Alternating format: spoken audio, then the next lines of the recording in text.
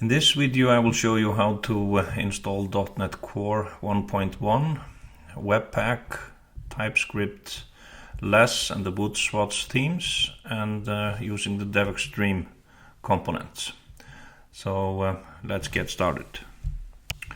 First you go to the web page getasp.net, go to the download button, .NET Core, and select the current version of .NET Core for Windows, and you see that the installer is 1.1 here. We'll download the installer and we will click on the exe file, download the exe file, and then we can install .NET Core on our machine, and we see that it is 1.10 preview 2. And after you've done that, you should see that in the command prompt you should see the same version installed on your machine. Then we will go to Visual Studio, start up Visual Studio, and we will use the standard template that comes with .NET Core. So we'll select the .NET Core web application, we'll just call it Core Setup, and we will select web application, have authentication for individual user accounts, and press OK. So then we have the register user pages and other that comes with the template.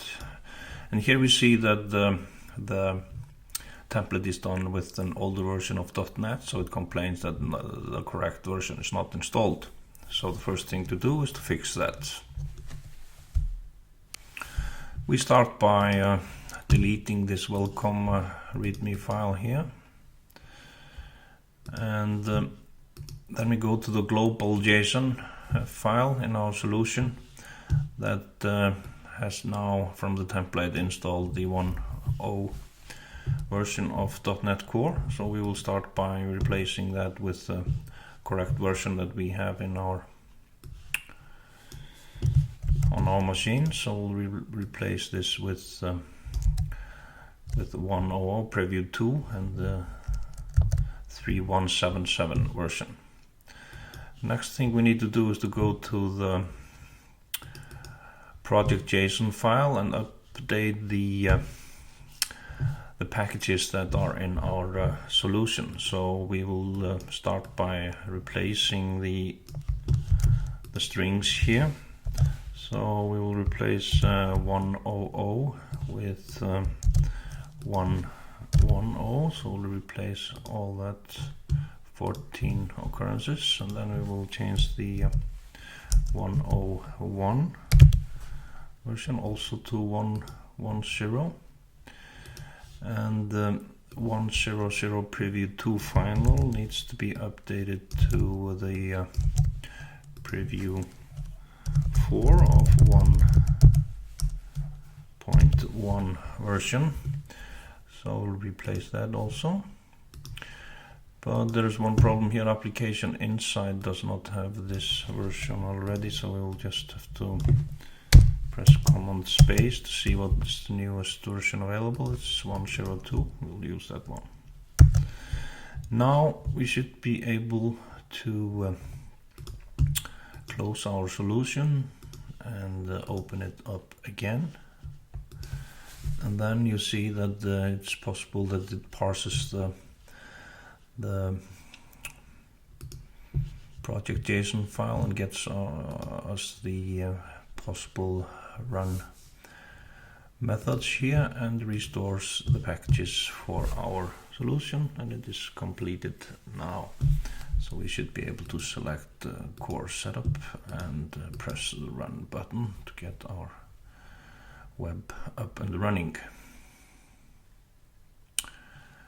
And if we look at the log file, we see that it's running here, and we get the logs from our application here and get the web up and running. And since we are going to install everything with WebPack and Node Package Manager, we go to our solution, go to the root file, and we will remove the side JS file because we will create it from TypeScript, and we will delete the site CSS file because it will be created from less, and the libraries we will delete them also because we will get them through WebPack also. So we will go to the command prompt now and type see our solution here, core setup, go to the source file here and the core setup. Now we can run npm init to start our package.json file, and we'll just use the default values here, and then we have our package.json file ready here. Now I will install Webpack globally on my machine, and you'll get the 13 version of 1.13 version of Webpack. Be using it in this demo 1.13.3 as you see here. And now we will start to install the Webpack config file. We'll just use add new item here, and we'll call it this in type JavaScript file, so we'll just use this one and say Webpack config.js.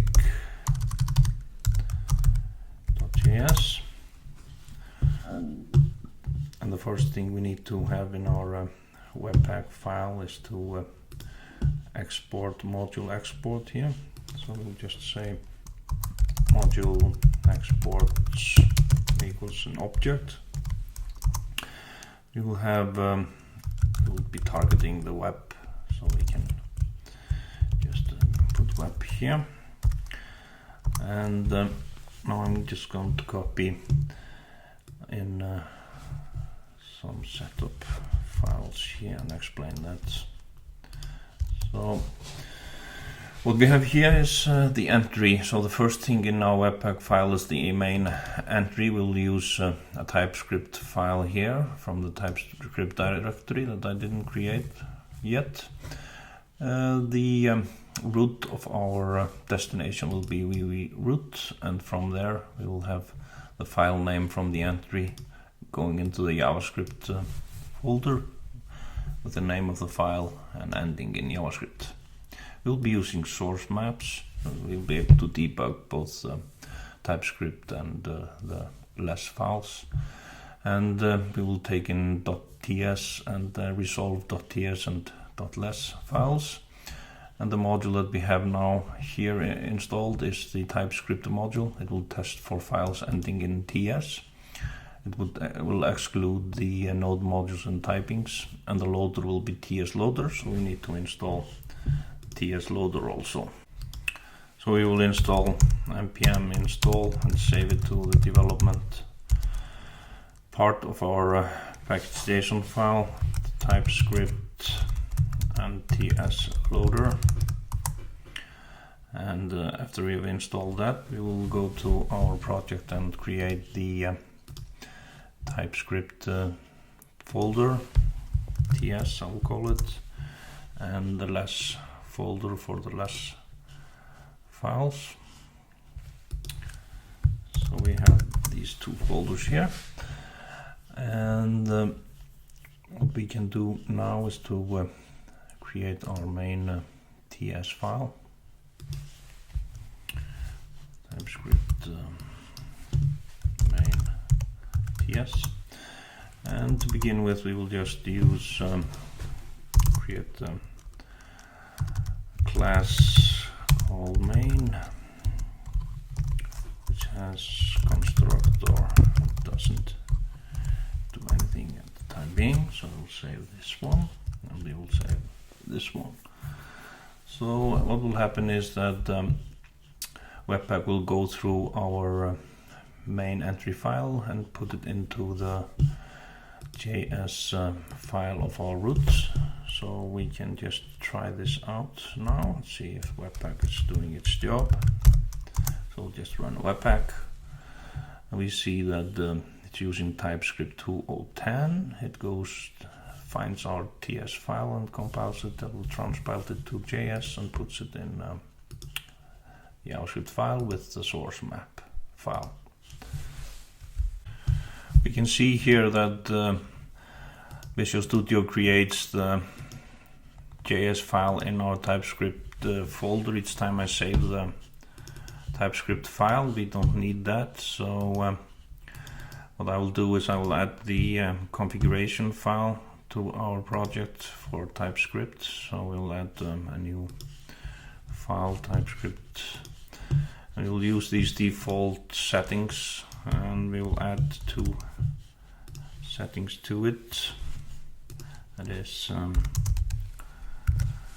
build on save false and compile on save false. So it will not, each time we change our TypeScript file, it will not recompile it to the folder every time. Now I will start with the less part of the solution. So if we go to our browser and Google boot swatch, we will get up free themes for Bootstrap, and here we can see all the different themes. I will be using the Jedi theme for my demo, and it looks a little bit better than the standard Bootstrap setup. So what we will do is we will go to our less directory and create a new file called site.less, and in that file we will put in this less commands that will import from Node modules Bootstrap, import all our Bootstrap definitions, and then it will import the boot swatch Jetty theme and the variables. And here you can change the brand color of the theme and put in all the less descriptors that you need in the project. So in this case we will just change the brand primary and the navbar height and put in some paddings and one grid container here. Now, so WebPack is able to convert our less file to CSS. It needs some components and commands. So what we will do now is we will install all the necessary less WebPack plugins or WebPack packages, and we will do that here. So we will install less CSS loader, less loader, style loader, URL loader, and file loader. It's a lot of loaders, and we'll save that to our dev part of package.json. And after we have finished installing that, we need to install Bootstrap and boot swatch also. So I will prepare those commands here, and we will install npm install and save that in our package.json file, Bootstrap and boot swatch less. And also we want to extract the CSS file from Bootstrap into Insight CSS file, so we will need the extract text webpack plugin also. So after we have installed that, we shall see that our package.json, what it includes. It includes the loaders and TypeScript and all the components that we have already installed, and the Bootstrap and boot swatch sharing dependencies. Now, so Webpack needs some loaders to detect the less file, so we will just add that to our file now. So I will take these 2 loaders, add them here to our Webpack file. It is the less loader and also a loader that takes care of all the images that are included in Bootstrap. So the less test for less file, it will go through the extract plugin and extract out the text into a CSS file, and we need to define what this extract text plugin is. So we will put it here at the top, and it is defined as an extract text webpack plugin. And we also need to include that plugin in our webpack file. So after the module definition, we will put in an array of plugins here. So the extract plugin will go to the root, which is defined in the output, put it in the CSS and the site CSS file with the all chunks option to true. So if we look here at our root and CSS, it includes nothing as of now. So we will try to run Webpack again. We have to remember to install Webpack and the extract plugin, so we are sure that the plugin has access to the Webpack in Node modules also. And after we've done that, we should be able to run Webpack again. And it runs, but it tells us that it has some problem with build on save option in tsconfig. It doesn't exist, so it's some fail that we will remove that and try once more. And Webpack runs fine, but it doesn't process our less file. And why doesn't it do that? Because it's never told to access the less file. So what we need to do is in our main TypeScript file, we will have to put in an import statement here that imports the less and the style or site less file here. Because Webpack, when it goes through the files, it will see this import statement, and then it will go through the loaders here and process the less file and do what it's told to do. So we will try once more and see if Webpack now, after we have imported the less file, it will see that it had the less file, and also in the CSS, in the CSS files, it found the images that it converted to an SVG file here in the CSS folder. So we see now that we have a CSS folder with our site CSS with all the Bootstrap definitions and this SVG file with the images. So that is good. If we run our application now, we should see that we have got our Bootstrap theme into our solution. We have more beautiful fonts and, in my opinion, more nicer setup than standard Bootstrap. But if we go and inspect, we will see that we got some errors because we don't have the Bootstrap JavaScript, the jQuery, JavaScript, etc. installed in our app, because we deleted those from the lib folder. So that's why we don't get any of the standard behavior from Bootstrap. So this we will have to fix. So we will install a few things. First we will install jQuery and save it to our development part, and then we will install a new Webpack plugin called Copy Webpack plugin. So with that plugin we can copy files into our root folder. So we don't need to use Gulp or Grunt or any other tool to do this. We'll do everything through Webpack. So after I've installed this plugin here, we will change our Webpack file to include this Copy Webpack plugin here at the top, and also in the bottom we will have a new section.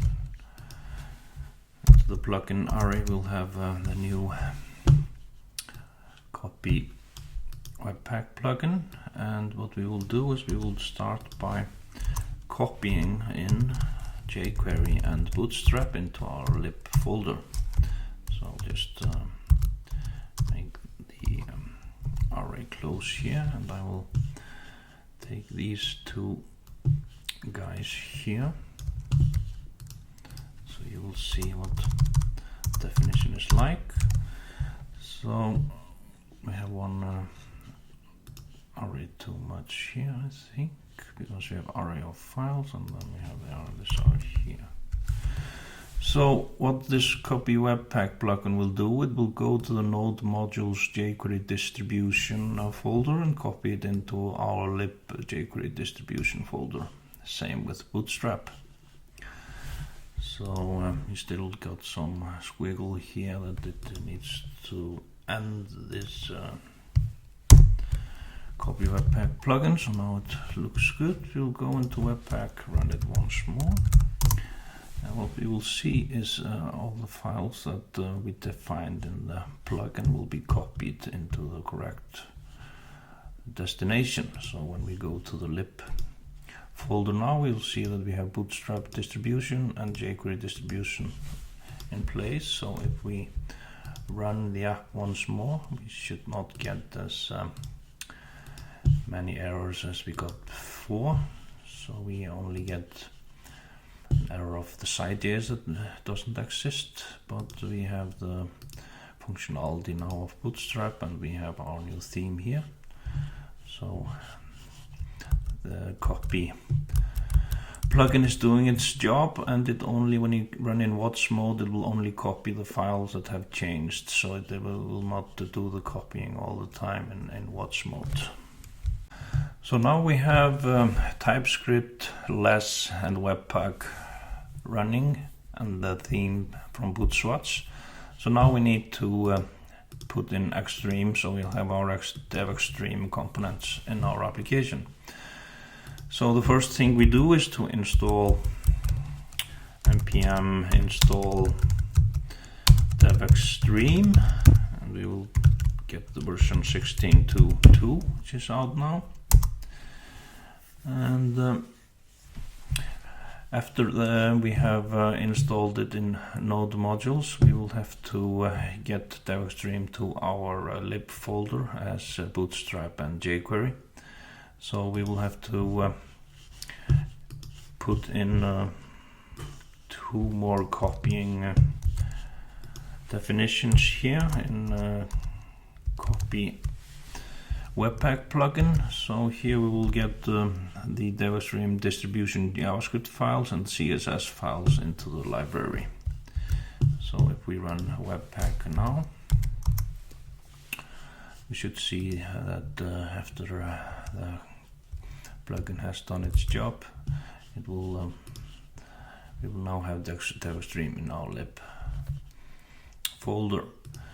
And to get DevExtreme to our solution, we go to the layout file of go to shared and layout here. We will just put in these two definition of style city here at the top. So we will include the common CSS and the light compact CSS, which I like. And then we need to include at the bottom of the layout here, before the scripts tag, we need to include our JavaScript from DevExtreme. So we'll just put in the web file here. So if we run our app now, we should have the DevExtreme CSS and the JavaScript file. So if we refresh this, we see that we get the CSS files here and we get the web file here. So now we can just remove this code from our home view and just put in one div with a grid holder that we are going to use here. So that will be enough in our index file. We will say div call it just grid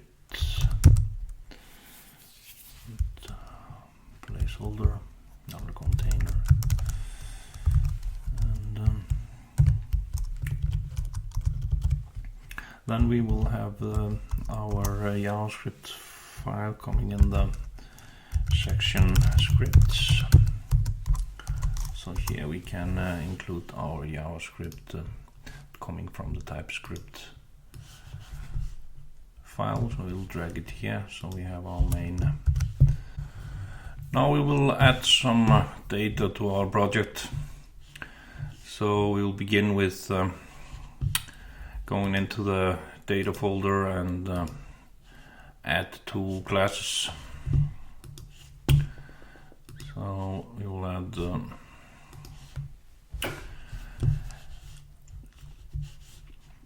I had a class called core model, and in this class we will add two public classes, one called course and one called persona. So here we have foreign key, teacher of the course, and the participants. So we will just include the annotation schema.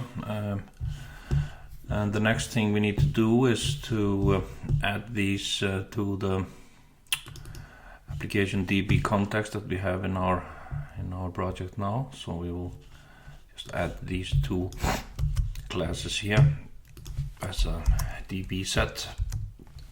So it will go into our database, now part of our DB context. And if we go into the package manager console and we go into source and then into core setup, we need to do these changes to the database with entity framework. So we will write .NET entity framework migrations add course persona, simple. But then we see that the .NET EF is not working, so there has been some changes in 1.1. So we need to add one thing to our project JSON file. So we'll open that up here. We need to add to Microsoft entity framework for the tools. They have split it up, so here we have the entity framework tool, and here we have the .NET command line. So I need to add this line to our project JSON file, and if we do so, suddenly we are able to work with our entity framework model like we used to. So now I will add this schema, and then I will .NET entity framework database update. So it will update my database with a new migration. Then we need some test data, and we will put that into the home controller to keep it as simple as possible. So we will go to controllers and home, and here we will write just an action result called data init, and here I will just paste in some code to add few test data into our database. So like this, so I'll just paste it in here. So here we just add in some persons and one course, and we can see that the context is not available, so we need to set up the constructor of the controller first, so it will be able to take in dependency injection of our application DB context. It will be injected into the constructor, and now we have the context available here. And we also need some entity framework core, so it will be able to run the entity framework commands. And we will see if that is good enough by building our project. And see if it builds, yes. And then we can run this to get the data in we can just add in one class or one method here called public async task with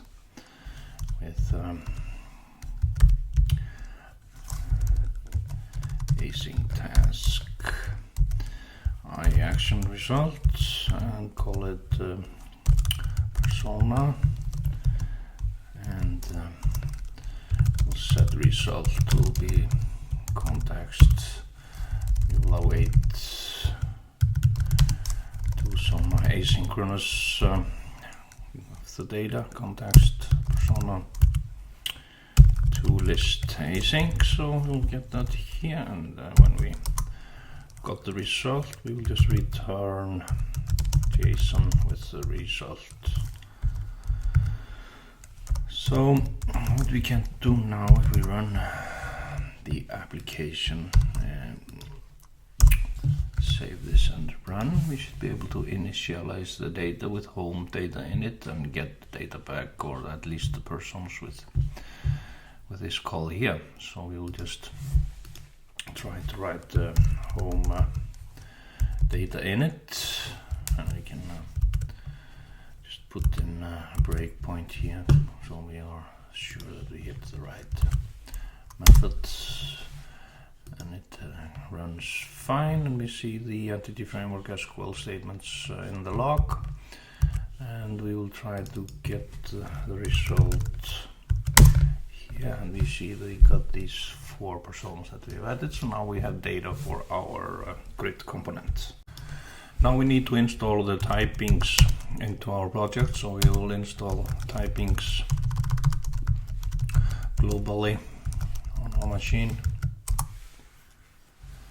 And after we have installed typings, we will be able to install the typings that we need for jQuery and DevExtreme, so used in our TypeScript. So we'll type typings in it to get the typings JSON file that I already got, and typings install globally, and we want to save to our file jQuery, and now that is installed we will also install DevExtreme. So we have jQuery and DevExtreme. So if we look at our project, we see that we got the typings file. We got one subfolder called globals that includes DevExtreme and jQuery, and the index file that includes these 2 global definitions. So the next thing we need to do is to go to the TypeScript file, and we will drag in this typings file to get the reference to our components. So if I will just copy paste in a little TypeScript code here into our constructor. So you will see now that the TypeScript recognizes DevExpress immediately from the typings file, and if I define something here in the TypeScript file, I get the IntelliSense and everything that's needed. Good programming practice. So now I have a home and persona. I will get the data from my home controller that we already saw, and I will put it into the grid, DevExtreme grid, the DX data grid that is defined here, and it will be the grid container. So we just have to double click that we have the grid container here. So we see that we have here our less file, and we have the constructor of our main class, and now we just need to initialize this class when the document is loaded. So we put in document ready, and when it's ready it will initialize the new main class.